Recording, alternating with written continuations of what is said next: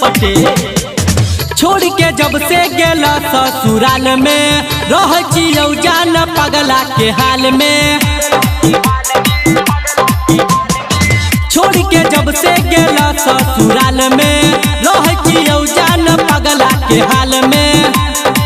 ये हमर प्यार न रखल ध्यान पर है गे तोहर जुदाई पड़ल छै भारी जाने गे हमारा जान पर। कानै छियौ बैठ के रोजे दारू के दुकान पर है गे कानै छियौ बैठ के रोजे दारू के दुकान पर।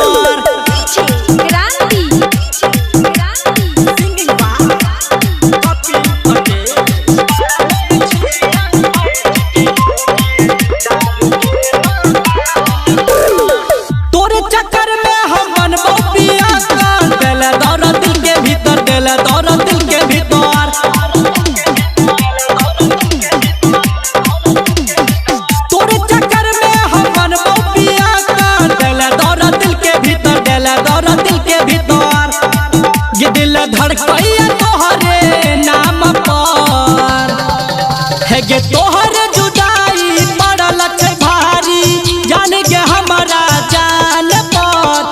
कानै छियौ बैठ के रोजे दारू के दुकान पर है गे कानै छियौ बैठ के रोजे दारू के दुकान पर।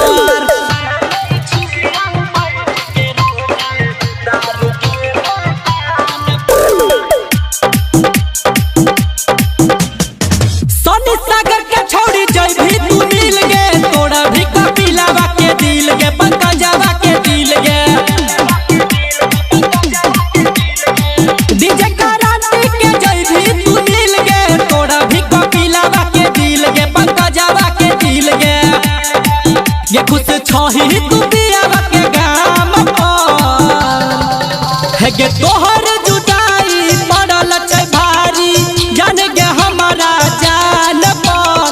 कानै छियौ बैठ के रोजे दारू के दुकान पर है गे